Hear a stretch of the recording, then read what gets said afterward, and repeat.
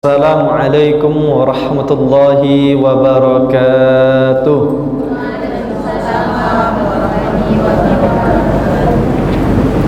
Sepi aja yang jawabnya. Waalaikumsalam warahmatullahi wabarakatuh. Kayak udah ngantuk aja siang Jumat nih.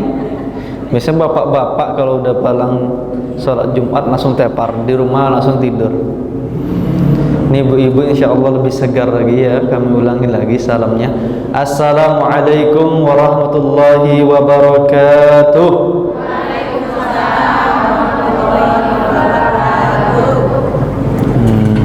Alhamdulillahi rabbil alamin. Innal hamdalillahi nahmaduhu wa nasta'inuhu wa nastahdihi wa natubu ilaihi wa na'udzu billahi min syururi anfusina wa min sayyiati a'malina. Man yahdihillahu fala mudilla lahu wa man yudlil fala hadiyalah. Nashhadu an la ilaha illallah wa nashhadu anna Muhammadan 'abduhu wa rasuluhu la nabiyya wa la rasula ba'da. Qala Allah ta'ala fil Qur'anil Karim, a'udzu billahi minasy syaithanir rajim. Ya ayyuhalladzina amanu ittaqullaha haqqa tuqatih wa la tamutunna illa wa antum muslimun. Wa qala Rasulullah sallallahu alaihi wa ala alihi wa ashabihi wasallam, khairukum man ta'allama al-Qur'ana wa 'allamah. Amma ba'd. Para ibu-ibu yang beranak satu, beranak dua, beranak tiga yang kami muliakan karena Allah Subhanahu wa ta'ala. Walaupun ada akhwat-akhwat juga yang kami muliakan karena Allah Subhanahu wa ta'ala. Semoga semuanya Allah berikan kesehatan. Apa kabar Bu? Sehat semuanya? Bunda yang jilbab biru sehat? Sehat ya? Alhamdulillah. Serasi ya. Tasnya biru laut, jilbabnya warna biru tua. Langit dan laut bersatu menjadi satu pemandangan yang unik.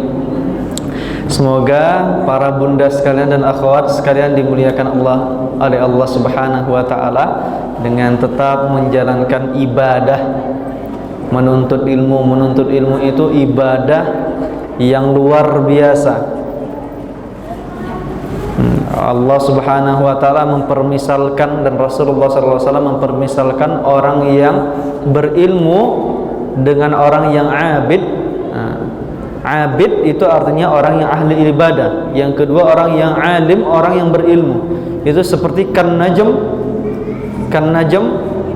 seperti bintang dengan badar, bulan purnama.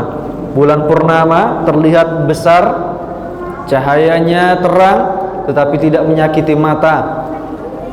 Sama dengan seorang yang ahli ibadah, dia juga bercahaya, namun cahayanya kecil sekali, jauh kecil, bintang. Dan orang-orang yang menuntut ilmu, kata Rasulullah SAW, seperti orang yang seperti bulan purnama yang terang benderang. Sedangkan orang yang hanya ahli ibadah, sholatnya banyak, puasanya banyak, tetapi tak pernah datang ke majelis ilmu, dia seperti najm, seperti bintang saja. Oleh karena itu semoga kita termasuk orang yang senantiasa mengejar majelis-majelis ilmu, karena majelis ilmu ini adalah salah satu majelis yang amat luar biasa. Kemudahannya Allah kasih kepada kita untuk jalan menuju surga Allah Subhanahu wa ta'ala. Pada siang hari menjelang asar ini kita akan membahas satu tema terjun dalam, ada yang tahu judulnya? Waduh, ndak nengok WA ibu nih. Apa tak punya WA bunda nih? Terjun dalam lautan amal. Ada yang membuatnya terjun dalam lautan ilmu. Oke, ndak masalah, ilmu dan amal. Terjun dalam lautan amal. Para umat dan akhwat yang dimuliakan Allah Subhanahu wa ta'ala, terjun artinya orang yang dia tercampak dan tak kembali lagi. Ya enggak? Ada enggak terjun naik lagi ke atas? Ada ya kira-kira ya. Orang masuk ke kolam renang, terjun dari atas, masuk ke bawah, naik lagi ke atas. Nah, kalau di kolam renang. Tetapi yang dimaksud dengan terjun di sini dia menyelami daripada kehidupan menuntut ilmu di dalam lautan. Kenapa kita permisalkan dengan lautan? Karena memang namanya ilmu itu luas luar biasa. Dulu ketika kita SD, buku yang kita pelajari banyak apa sedikit? Sedikit, ya banyak, tetapi mungkin kalau dibandingkan dengan SMP lebih banyak mana? SMP ada biologi, kimia, fisika, sosiologi, dan banyak yang lainnya, ilmu sosial yang itu turunan dari IPS, turunan dari IPA, dan yang lain sebagainya. Banyak sekali ilmu.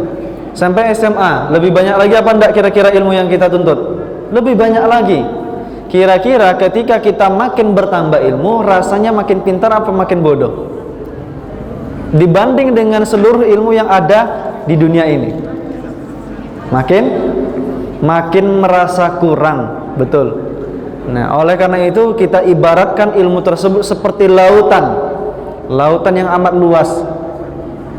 Walaupun kata Allah Subhanahu wa taala, nikmat yang ada di dunia ini kalaulah semua pohon dijadikan sebagai pena dan air di lautan jadi tinta untuk menulis senikmat Allah Subhanahu wa taala, segala sesuatu yang diketahui oleh Allah tapi tak diketahui oleh makhluk, maka itu mustahil untuk bisa dipahami, untuk bisa dihabiskan. Tidak cukup kata Allah. Jadi seluruh isi lautan jadi tinta itu tidak cukup. Walaupun mendatangi seperti sebanyak lautan itu pula, 2 kali lipat daripada lautan yang ada. Nah, karena itu ummahat dan akhwat yang dimuliakan Allah Subhanahu wa taala, tema kita adalah terjun dalam lautan ilmu. Kira-kira dari SMA ke S1 lebih banyak pelajaran mana? S1 apa SMA? S1 lebih banyak lagi. S2 lebih banyak mana dari S1? S2. Tapi S2 kan cuma 2 tahun. Tapi beban berpikirnya lebih tinggi. Tingkat daripada kecerdasan intelektual dikuras. S3 sama S2 lebih tinggi mana? S3. Profesor dibanding S3 lebih tinggi mana? Profesor. S3 seorang menyelesaikan disertasi minimal 3 sampai 4 tahun. Profesor minimal dia mengikuti sekitar 20 seminar dalam dan luar negeri, membuat lebih daripada 20 karya buku, membuat dari jurnal-jurnal secara internasional, baru dia nanti disematkan kepadanya profesor. Profesor emeritus lebih tinggi mana dibanding profesor? Profesor emeritus. Lebih jauh lagi kalau kita bahas tentang ilmu, tidak ada habis-habisnya. Sahih Bukhari yang kita kenal itu lebih tebal sedikit dibanding Al-Quran, 7.200-an hadis. Dan syarah daripada Sahih Bukhari itu, kalau bunda tahu, itu satu masjid ini, setengah daripada masjid ini itu bisa penuh oleh syarah daripada kitab Bukhari itu. Saking besarnya, saking luar biasanya. Bukhari, Muslim. Salah satu syarah yang cukup luar biasa adalah Fathul Bari yang dikarang oleh Imam Ibnu Hajar Al-Asqalani rahimahullah ta'ala. Nah, lautan ilmu itu semakin digali, semakin dalam dan semakin merasa kurang. Pasti merasa kurang. Dulu ketika kami belajar setelah SMA lanjut ke pondok pesantren di Jawa, yang kita kaji kitab bahasa Indonesia dan kitab Arab. Kitab Arabnya porsinya sedikit. 2 tahun kami untuk takhasus mengambil bahasa Arab dan menghafal Al-Quran. Setelah itu melanjutkan lagi pendidikan di S1. Di S1 di lantai 3, nah, lantai 3 kampus kami itu isinya perpustakaan kitab-kitab Arab, khusus kitab Arab. Kitab Arabnya itu kira-kira semasjid ini, sama atasnya kira-kira. Jadi semuanya kitab saja. Ketika kami masuk, yang ada kitab bahasa Arab saja, tidak ada bahasa Indonesia. Ya Allah, gitu ya. Saya ini basicnya adalah umum. Jadi ayah bunda sekalian yang dimuliakan Allah, para ummahat, akhwat, saya basicnya umum. Ketika dari SMA takhasus mengambil bahasa Arab yang cuma 2 tahun, lanjut S1 yang notabene-nya pelajaran kami bahasa Arab semuanya. Bahkan ada beberapa syekh yang mengajar saat itu di Jawa, terkejut. Semua yang ada di dalam ruangan tersebut kitabnya Arab. Bagaimana ini ya kira-kira untuk memahaminya? Satu persatu digali, semakin satu kitab digali, semakin bodoh rasanya. Digali lagi satu kitab, makin bodoh lagi rasanya. Serius, makin bodoh. Sampai selesai di sana, saya menyelesaikan 2 skripsi bahasa Indonesia dan bahasa Arab dengan judul yang berbeda. Nah, judul bahasa Arabnya saya membahas tentang salat berjamaah, al-ikhtiyarat lil Imam Asy-Syaukani fi bab salat jamaah, tentang pilihan pendapat Imam Syaukani dalam bab salat jamaah. Sedangkan S1 untuk bahasa Indonesia skripsi saya yaitu menguak daripada siasah politik Rasulullah SAW dari awal kenabian sampai beliau perjanjian Hudaibiyah. Luar biasa. Sampai saya berangkat ke negeri Yaman, saya saksikan di sana sesuatu yang mungkin jarang sekali kita temui, bahkan tidak pernah mungkin kita temui di negeri kita di Indonesia. Beberapa tempat saja, tapi banyak yang melakukan, banyak. Apa yang kami temui? Anak-anak di sana mengulang hafalan hadis. Tahu bunda, hafalan hadis yang diulangnya adalah kitab Umdatul Ahkam. Isinya 420 hadis. 420 hadis yang dihafal. Bahkan ada yang 430 hadis berisi tentang hadis Bukhari dan Muslim, khusus tentang bab ibadah, yaitu tentang pernikahan, tentang puasa, tentang sholat. 420 hadis itu dimurojaah di depan kami, orang-orang Indonesia. Dia saling setoran hafalan. 1 hadis disetorkan dia, 10 hadis gantian temannya nyetorkan. Ada lagi yang lebih muda dari kami, umurnya 17 tahun, namanya Abu Ubaidah, hafizahullah. Abu Ubaidah ini teman kami sekamar juga saat itu di Yaman. Dia menyetorkan hafalan sama temannya apa coba? Kitab apa? Kitab Bulughul Maram. Bulughul Maram bunda tahu berapa hadis? Sekitar 1400 hadis sampai 1500 hadis. Hafal dia satu kitab itu, disetorkan sama dia. Jadi saya yang berangkat dari S1 Indonesia ketika belajar non formal pergi ke Timur Tengah, seakan-akan membandingkan diri kita ini anak TK dibanding anak-anak yang 17-16 tahun tadi. Saking luar biasanya ilmu di dalam tataran Islam ini. Luar biasa. Ilmu Islam ini tidak bertepi, mau digali seberapapun. Bahkan para ulama mengatakan barang siapa yang dia hendak mempelajari ilmu hadis, maka seluruh hidupnya habis untuk itu saja. Habis untuk itu saja ketika dia mau menekuni ilmu hadis. Kenapa? Hadis itu banyak isinya. Musnad Imam Ahmad bin Hanbal isinya 40.000 hadis. Ada nggak niat kita kira-kira untuk baca Musnad Imam Ahmad bin Hanbal? Belum ada niat ya. 40.000 hadis. Kami pun belum punya niat seperti itu. Atau mungkin yang paling pendek, Sahih Bukhari dan Muslim sebagai pegangan kitab sahih kedua setelah Al-Quran.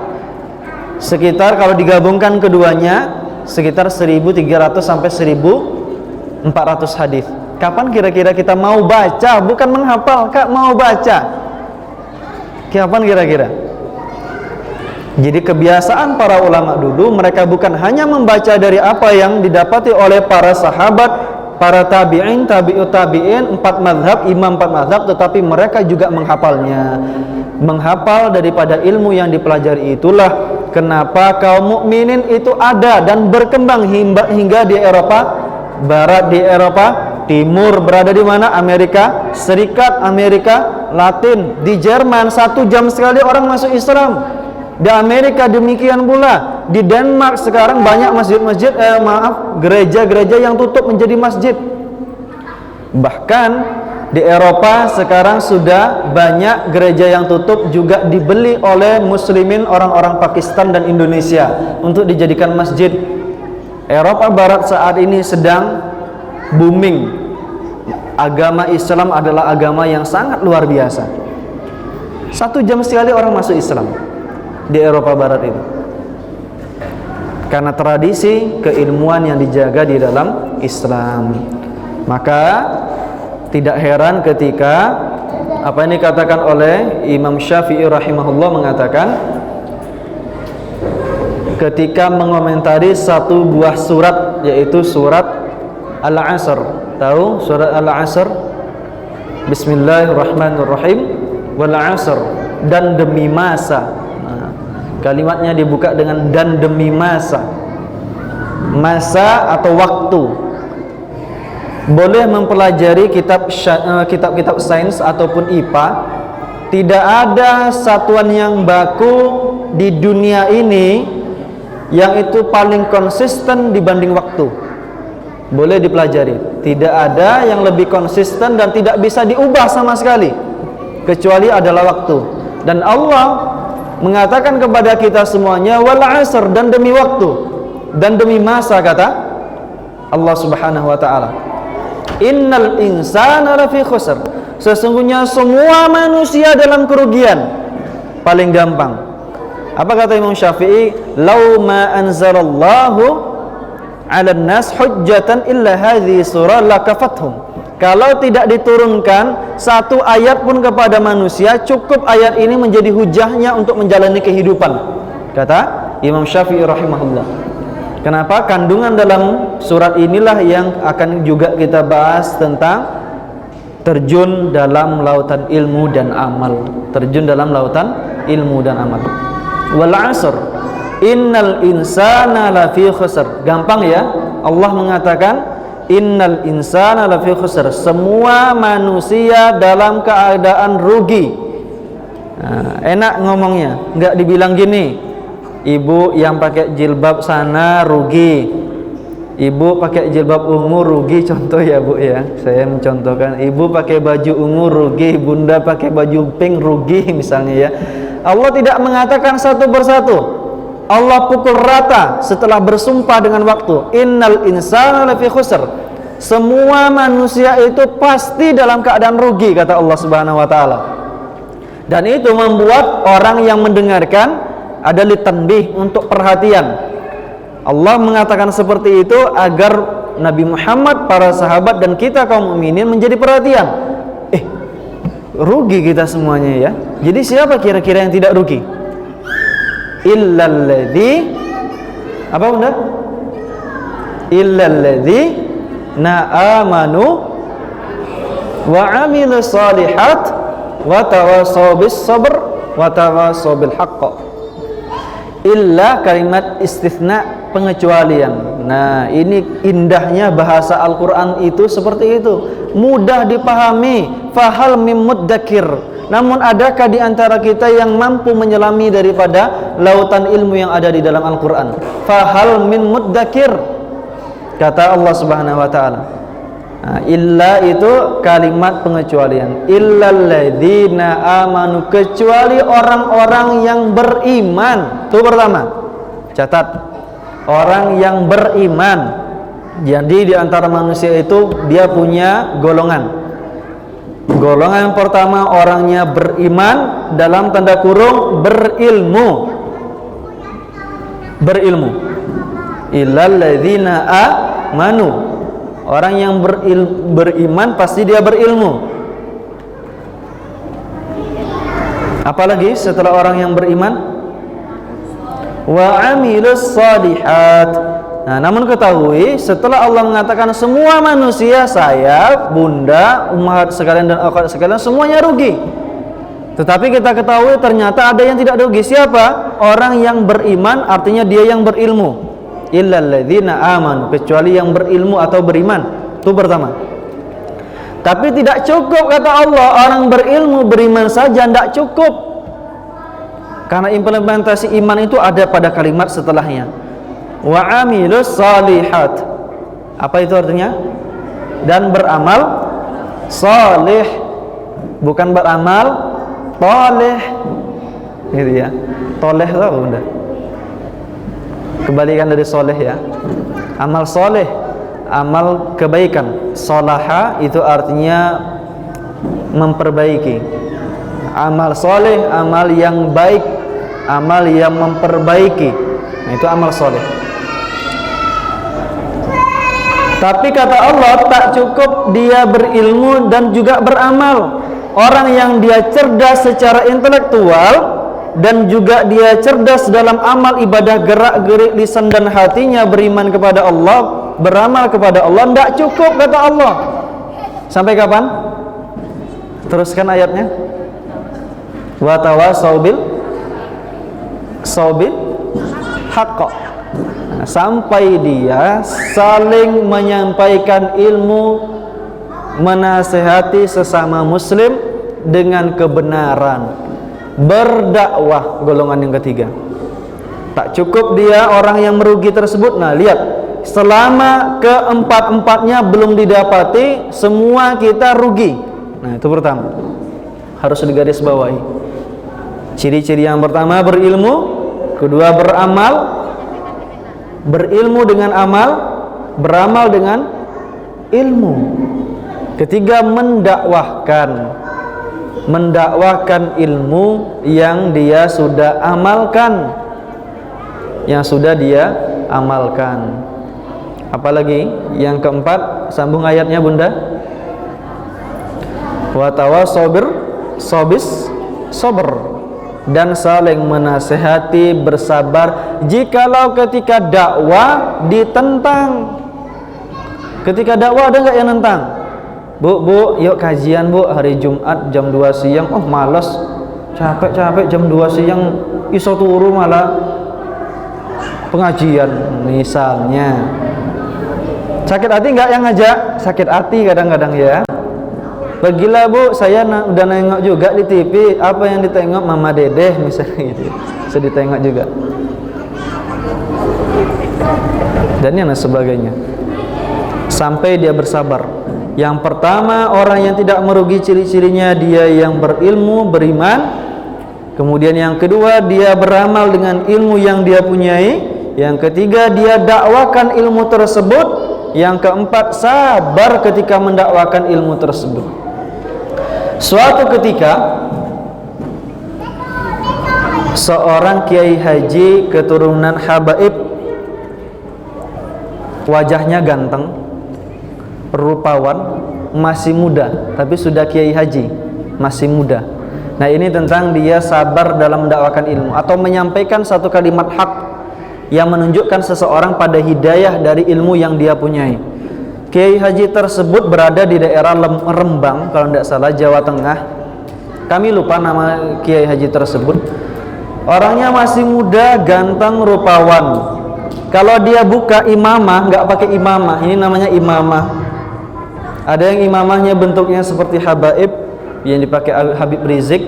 Orang-orang di Rubat Tarim biasanya pakai seperti itu. Tapi orang-orang di Yaman, di Son'ah biasanya pakai ini. Kayak jilbab ini, disarung-sarungkan, diputar-putar, diubet-ubet, jadinya kayak gini. Jadi beliau tidak menggunakan imamah di satu perjalanan pergi pengajian tabligh akbar. Beliau menyampaikan satu tabligh akbar, tausiah di satu tempat, pergi bertolak dari rumah bersama supir. Supirnya pakaiannya biasa saja. Dan kiai haji tersebut, habaib tersebut, dia pakai baju jubah, tapi nggak dipakainya imamah, dan rambutnya agak pirang sedikit. Nah, biasa ada habaib itu dia keturunan Arab dan Eropa. Contoh di daerah Aden. Aden itu disebut dengan Dunya, ibunya dunia, di daerah Yaman. Salah satu ibu kota yang ada di Yaman. Aden itu banyak keturunan orang Arab perpaduan dengan Eropa. Matanya biru, matanya hijau, matanya warna abu-abu di daerah Aden. Jadi habaib tersebut dia salah satu keturunan Arab tapi turunan daripada Eropa juga. Sehingga ketika dia buka imamahnya itu kelihatan rambutnya luar biasa. Dan hidung orang Arab itu, maaf ya Bunda ya, itu dia lebih panjang dibanding kita gitu. Kita lebih pendek, atau dalam artian yang sopan pesek gitu ya, hidung kita. Habaib tersebut berjalan menyusuri jalan pergi ke tempat kajian tabligh akbar. Di pinggir jalan, mohon maaf kami sampaikan, tidak semua, walaupun tidak semua tetapi beberapa ya, di daerah Patih itu ada tempat lokalisasi. Patih, Jawa Tengah, Jepara, Patih, Rembang.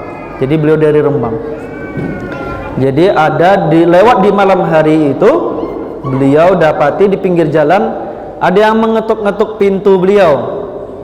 Ternyata seorang pelacur, maaf, wanita tunasusila sedang mengetok pintu. Dia ketuknya pintu, Pak, saya mau ikut, Bapak mau kemana gitu kan. Oh ya silakan. Jadi habaib Kiai Haji tersebut tanpa berpikir, silakan naik, silakan naik. Supirnya terkejut, loh ini Habib ini kok ditempangkannya naik seorang pelacur. Pakaiannya minim, you can see. Pakaian you can see tahu ya, you can see me gitu. Kamu bisa lihat aku gitu loh. Baju you can see itu, you can see. Kamu bisa lihat. Jalan pakai rok mini, dandanannya menor gitu ya. Mohon maaf kalau dia dandan. Maksudnya dia dandan seperti itu. Lalu bunda sekalian dan akhir sekalian dimuliakan Allah, di perjalanan Habib tersebut pakai imamah. Yang awalnya terlihat pemuda yang ganteng rupawan, setelah itu pakai imamah. Di dalam hati pelacur tersebut yang menceritakan kejadian itu, dia merasa gelisah, mulai ditarik-tariknya roknya agar menutupi lututnya di perjalanan tersebut. Merasa risih, Pak, saya turun di sini aja, Pak. Kamu sudah naik, masa mau minta turun? Gak usah, teruskan perjalanan supir, gitu kan. Pak, saya turun di sini aja, Pak, kata pelacur tersebut. Tapi Habib tersebut, Kiai Haji tersebut tidak menurunkan pelacur tersebut. Terus sampai ke tempat pengajian, rame nih, bapak-bapak, ibu-ibu nih rame ya, ibu-ibu ya, kajian. Sampai di tempat, keluarlah Kiai dari tempat, semua orang lari ke Kiai, menyalami tangan Kiai, mencium tangan Kiai. Dibuka pintu belakang, ibu-ibu agak heran, nyainya kok pakai pakaian minim sekali katanya. Nyainya kok pakai pakaian minim gini ya? Apa kata Habib tersebut? Bu, istri saya tadi langsung saya jemput, belum pakai pakaian yang resmi. Tolong ambilkan jilbab salah satu ibu, dibawalah ke rumah. Saking ininya, karena dia istri Kiai ya, istri Kiai Haji, dianggapnya ini istri Kiai Haji, luar biasa. Dibawa ke rumah, dibawa makanan, dibawa minuman. Ini bu, pilih bu Nyai mau yang mana aja jilbabnya gitu kan. Ibu-ibu, ibu-ibu yang cukup dermawan di tempat tersebut, di desa tersebut. Sampailah dia pulang pakai pakaian yang berjilbab syar'i, mengikuti kajian ceramah dari Kiai Haji yang membawanya ke tempat pengajian tersebut, dan dia balik ke perjalanan, diantar ke tempat dia mangkal tadi oleh Kiai Haji tersebut. Dia mengatakan kepada Kiai Haji tersebut, wahai Kiai, sungguh aku sangat malu tadi datang ke kajian. Engkau malu datang ke kajian, tetapi engkau tidak malu dengan tubuhmu yang terbuka dan dinikmati oleh laki-laki hidung belang. Dari kalimat tersebut dia sontak merasakan suatu hal yang luar biasa, tekanan di dalam dirinya. Akhirnya dia bertaubat dari perbuatan maksiat tersebut. Nah, ini berdakwah. Kadang salah satu daripada kita lupa untuk berdakwah. Tidak diragukan kita berilmu, tidak diragukan kita juga beramal dengan ilmu yang kita miliki, walaupun sebatas yang kita dengar atau yang kita catat. Tetapi tidak semua orang mampu menyampaikan kalimat-kalimat hak atau menyampaikan kebaikan atau mengajak kebaikan daripada tetangga-tetangganya. Gak mudah menyampaikan kebaikan. Saya sering menyampaikan, bahkan ada beberapa orang tua dari keluarga saya menyampaikan kepada ibu-ibu. Ada ibu-ibu di Pematang Reba itu, biasanya ibu saya ngomong sama dia ketika belanja. Dia punya warung, minimarket, punya SPBU. SPBU Pematang Reba itu punya beliau, sebelah kiri. Jadi ibu saya kalau belanja di situ, Bu, ibu kalau pakai jilbab cantik lah bu. Kalimat tersebut selalu diucapkan ibu saya sama pemilik toko tersebut. Sampai sekarang dia pakai jilbab, semua karyawan perempuannya pakai jilbab. Luar biasa, Masya Allah. Dari kalimat apa? Ibu cantik kalau pakai jilbab terus ini. Pakai jilbab. Dari kalimat yang amat ringan. Imam Abu Hanifah rahimahullah, gurunya yang membuat dia bertolak belakang dari kehidupan. Imam Abu Hanifah itu seorang penjual kain dan baju syar'i, jubah, semuanya kain lah pokoknya. Toko pakaian. Siapa yang buka toko pakaian di sini? Umurina gitu ya. Siapa lagi? Ada ya, banyak juga ya toko pakaian, jual pakaian. Kehidupan sehari-hari Imam Abu Hanifah itu sampai umurnya di atas 40 tahun itu jual pakaian. Nggak kenal namanya ilmu tuh, nggak kenal. Imam Abu Hanifah itu nggak kenal. Sampai kemudian guru yang akan kelak menjadi guru Imam Abu Hanifah berjumpa dengan Imam Abu Hanifah. Ya Abu Hanifah, nama aslinya Nu'man bin Thabit. Nama asli Abu Hanifah Nu'man bin Thabit rahimahullah. Dikatakan kepadanya, wahai Abu Hanifah, sampai di mana kehidupanmu? Nah, itu kalimat pertama yang disampaikan gurunya. Sampai di mana kehidupanmu? Imam Abu Hanifah sebagai penjual pakaian jawabnya ringan. Alhamdulillah wahai Syekh, saya menjual pakaian, banyak yang laku, pelanggan saya bertambah setiap harinya gitu. Alhamdulillah. Bukan itu yang aku tanyakan, sampai di mana kehidupan akhiratmu? Kata guru tersebut. Abu Hanifah terdiam dan gurunya mengatakan, aku melihat kecerdasan dalam dirimu, menuntutlah ilmu. Dari kalimat tersebut dia menjadi seorang ulama kelak. Kalimat dari gurunya yang amat tulus datang dari hati. Ma kharaja min qalbi waqa'a fil qalbi. Apapun yang dia keluar dari hati pasti dia masuk ke dalam hati. Gurunya mengatakan, wahai Abu Hanifah, aku melihat ada sebuah kecerdasan di dalam dirimu, menuntutlah ilmu. Dari kalimat tersebut dia menjadi seorang ulama besar. Ada enggak di antara kita kira-kira yang menjadi asbab saudara-saudara saudari kita masuk ke dalam Islam atau dia memeluk Islam lebih erat? Ada pernah dilakukan kira-kira? Semoga ya. Semoga di kemudian hari kita lakukan. Kenapa? Masih rugi orang yang dia beriman, berilmu, beramal, rugi. Masih rugi kata Allah. Bukan kita yang, bukan saya yang menyampaikan. Masih rugi. Sampai dia watawasaw bil haqq, mendakwakan kebenaran kepada sesama muslim. Ada bapak-bapak di daerah Sukoharjo, Kecamatan Baki, di desa Kluyon, Dukuh Kluyon. Saya dakwah di situ sekitar 2 tahun. Bapak-bapak ini hijrah dari Bandung, meninggalkan semua jualan pakaiannya gara-gara istrinya sakit. Istrinya umurnya 70 tahun, sakit. Kemudian beliau hijrah kembali ke kampung halaman tempat anaknya bekerja. Balik ke desa tersebut, berjumpa dengan kami, ikut ngaji. Tapi tahukah kita, bapak-bapak ini menjadi sebab di beberapa hari ke depan yang kami para santri, para ustadz tidak mampu melakukan hal tersebut, tetapi bapak tersebut mampu menjadikan masjid lebih ramai, menjadikan orang-orang bertato duduk bermajelis. Beliau itu yang menjadi wasilahnya. Nah, bapak itu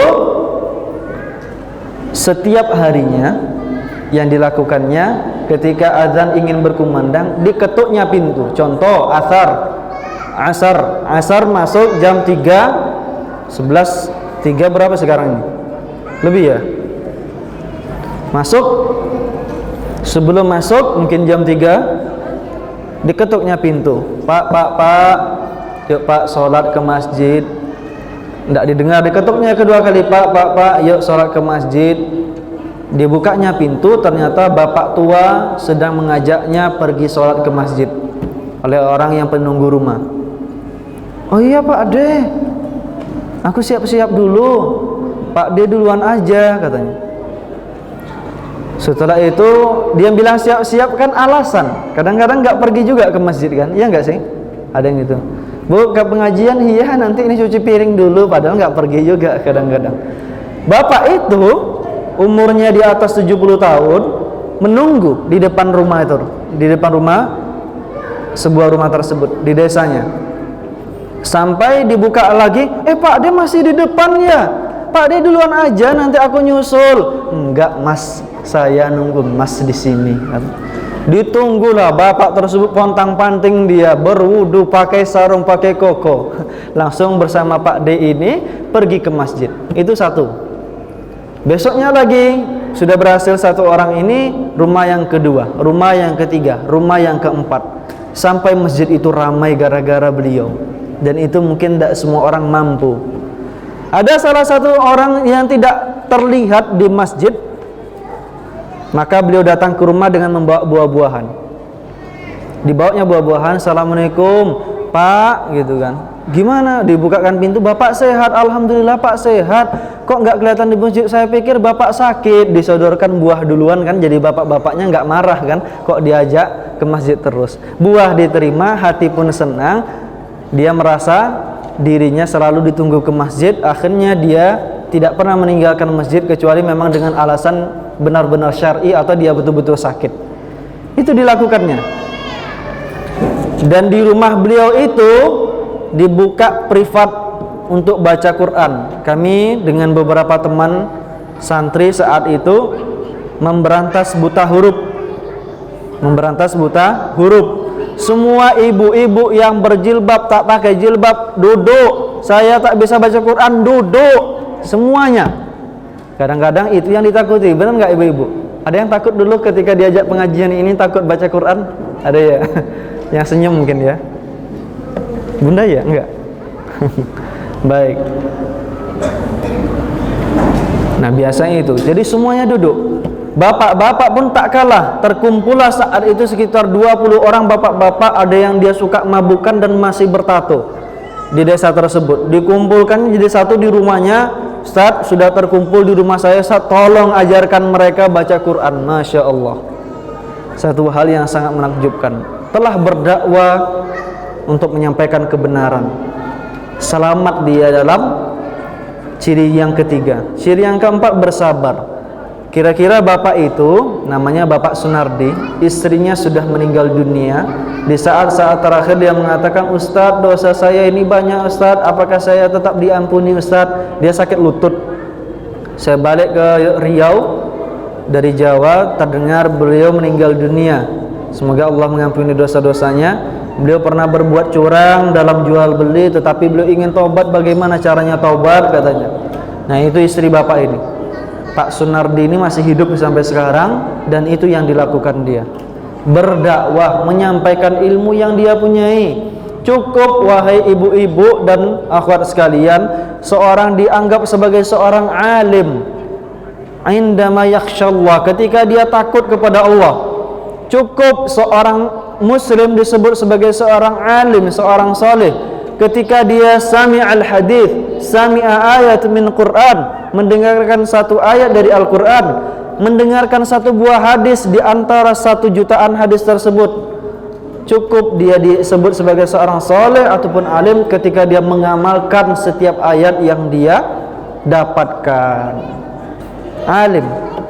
Seorang alim bukan mereka yang dia mampu hafal 30 juz. Seorang alim bukan dia yang mampu untuk hafal ribuan atau ratusan ribu hadis. Tapi cukup seorang muslim dikatakan alim, dengar satu hadis dia praktekkan, dengar satu ayat dia praktekkan. Boleh saya ketika seperti itu berdakwah Ustaz? Silakan. Tetapi ketika ada syubhat, tanyakan kepada ahlinya. Ketika ada syubhat, tanyakan kepada ahlinya. Kira-kira di dalam Al-Quran ada cara membuat sesuatu? Cara membuat sepeda motor ada di dalam Al-Quran? Ada? Ada apa enggak? Al-Quran ini sumber ilmu. Ada enggak kira-kira? Enggak ada ya? Berarti masih ragu gitu ini. Cara buat bolu kukus ada enggak di dalam Al-Quran? Cara membuat bike Ambon ada enggak? Enggak ada? Serius enggak ada? Ini mau ditunjukkan? Cara membuat apa lagi ya? Bolu sarang semut ada apa enggak? Ada.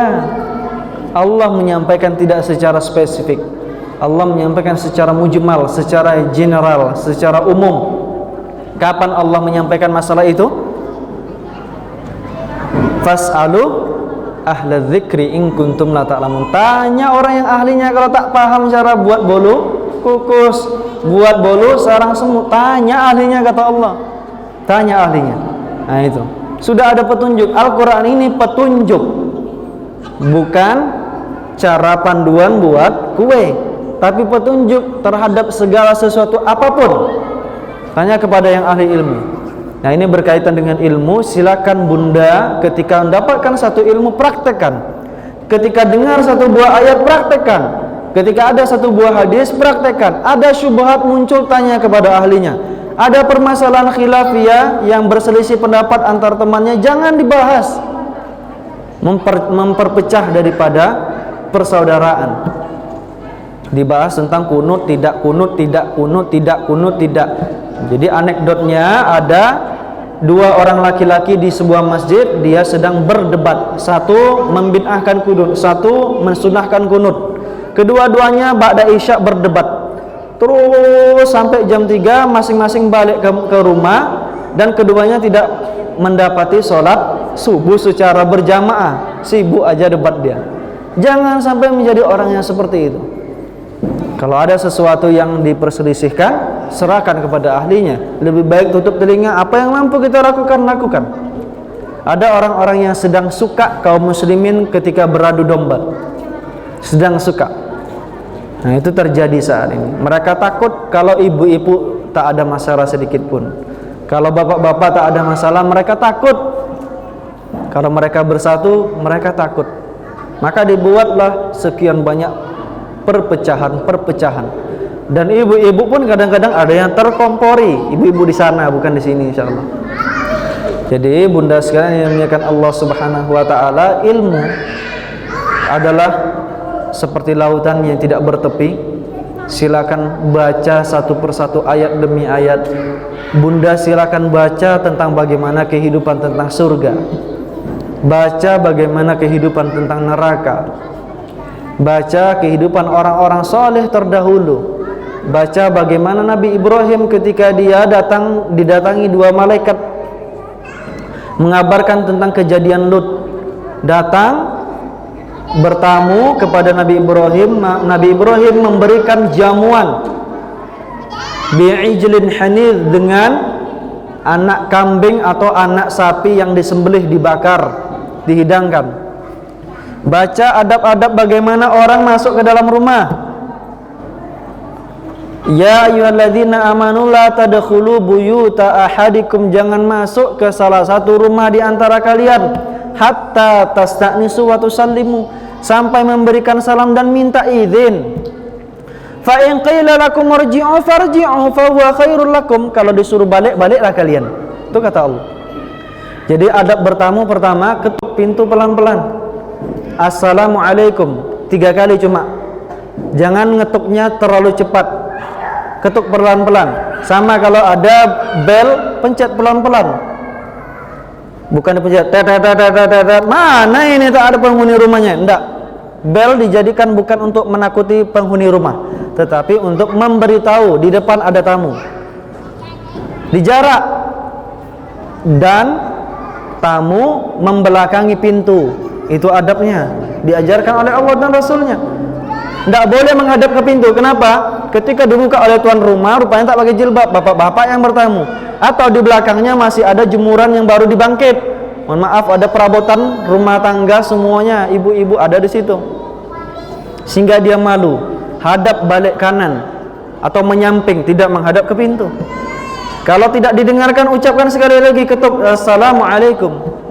Tidak didengarkan lagi, biarkan sekian detik Assalamualaikum 3 kali, artinya penghuni rumah tak mau kita jumpai.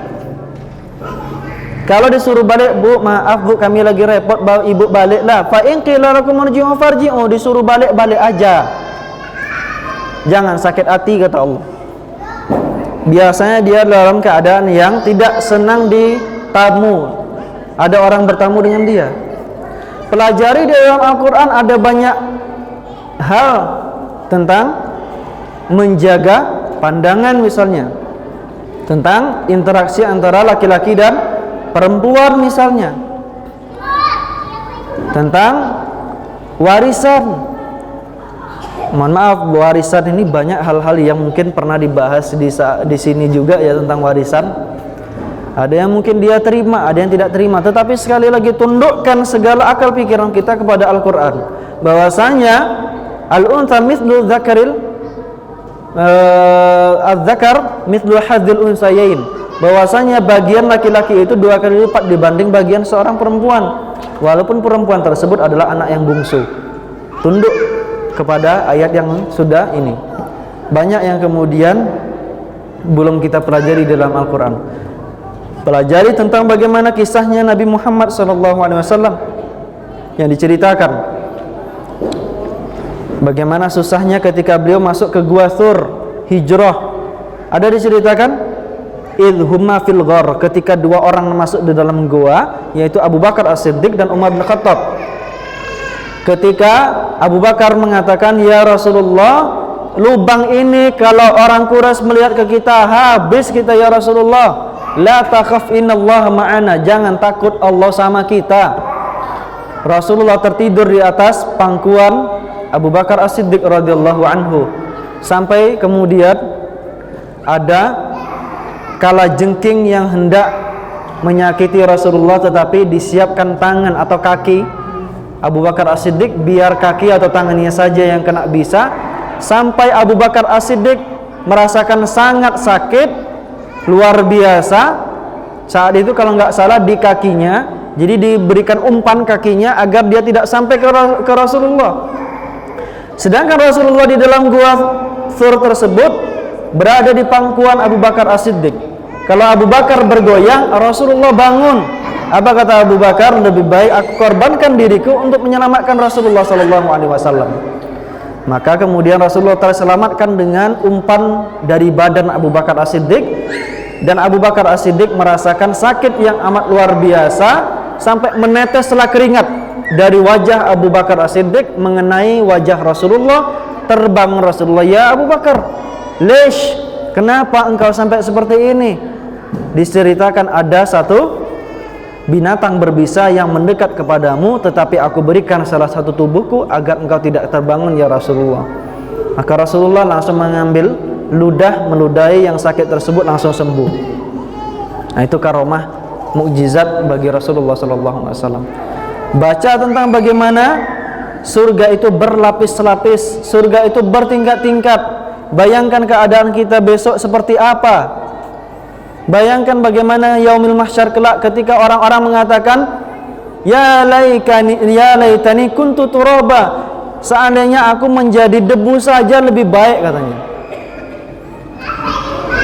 Bunda tetap fokus ke sini, tak apa-apa ya. Ya laitani kuntu turaba, kalau seandainya aku menjadi debu lebih baik, katanya. Bayangkan keadaan di saat Allah mengumpulkan semua manusia, matahari 1 mil sekitar 1,6 kilo, bahkan ada yang lebih dekat jaraknya 1 jengkal. Maka setiap orang berbeda-beda dengan apa yang dia tanggung.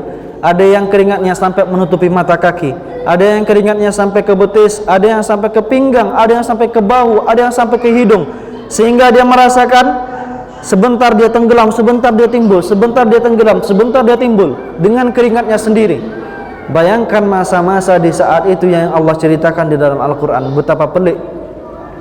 Belum lagi ketika orang-orang berbangga dan ada yang sangat bersedih menerima kitab-kitab. Sampai di dalam Al-Kahfi diceritakan tentang hal-hal yang diceritakan dalam Al-Quran tersebut. Nah, ya bunda yang para bunda yang dimuliakan Allah Subhanahu wa taala, pelajari ilmu-ilmu yang ada di dalam Al-Quran. Boleh silakan selesaikan terjemahan. Bunda boleh tak hafal 30 juz, tetapi jangan sampai mungkin tak paham makna yang ada di dalam Al-Quran. Kenapa? Setiap satu ayat dibaca 2 ayat, 3 ayat, 4 ayat dengan lafaz Arab dan membaca terjemahan, pasti sedikit banyak ada perubahan di dalam diri kita. Minimal perubahan emosional dan mental di mana kita akan mencintai Allah dan Rasulullah, mencintai akhirat lebih dari apapun diajarkan di dalam Al-Quran. Allahu a'lam bishawab. Kami berikan waktu 5-10 menit kalau ada bunda dan akhwat sekalian yang ingin bertanya tentang tema ataupun di luar tema yang pada saat ini kita bahas. Wabillahi taufiq wal hidayah. Assalamualaikum warahmatullahi wabarakatuh.